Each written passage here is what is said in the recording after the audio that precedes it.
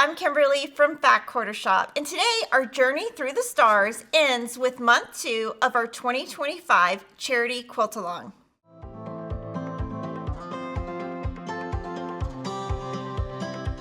Download your month 2 pattern for free from Fat Quarter Shop.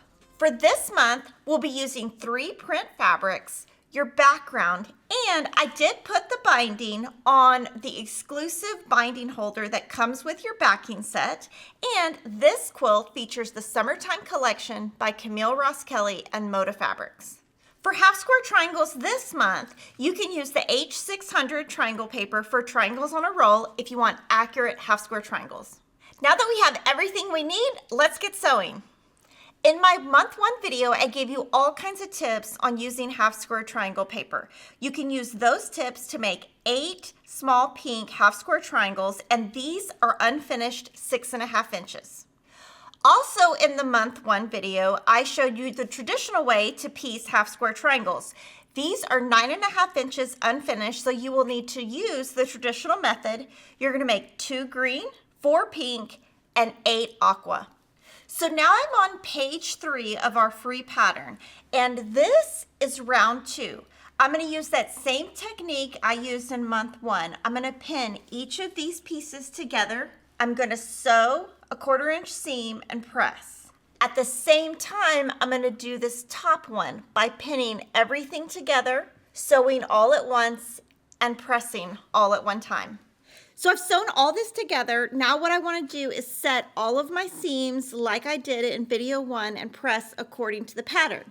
Now, if you don't want to pay attention to the pattern, you could always press these open. Now I'm going to take this unit and I'm going to pin, sew at the 1/4 inch seam, and press. Once that's sewn, we're going to put these right sides together, pin, and sew.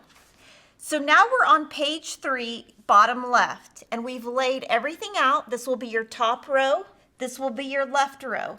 I'm going to use that same technique by pinning the entire rows together, adding the left, adding the top. And this is something you can do with this kind of quilt because the blocks are so big. If you were doing 2.5 inch squares, you probably couldn't do that technique, but with something like this, it's really fun to try. So round 3, I have it all pinned up. I'm going to sew all the seams and press. To finish round 3, I'm going to add the left and I'm going to press, and then I'm going to add the top and press. So we are on to round 4, but my tip for you would be to take a break right now. This is a lot of pulling this through your machine. Your shoulders are probably tired, and then do that same technique. Pin the sides together, pin the top and bottom together, sew all the seams, add the left, add the top. So now you can tell my quilt is getting bigger, so that means my table's getting a little bit smaller. I have less to work with, and we have done round 4, and I'm going to add the left first, press, and then add the top. So my quilt top is all complete. Now I can actually show you the quilt once it's quilted and bound.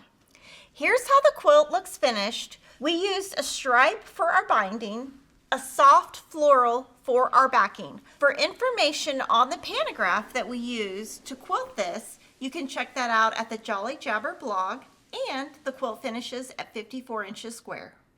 That completes our 2025 Stardust charity quilt. You can find the donation page to our Make-A-Wish fundraiser in the description box. Make sure to share your quilt using our hashtag and like, comment, and subscribe.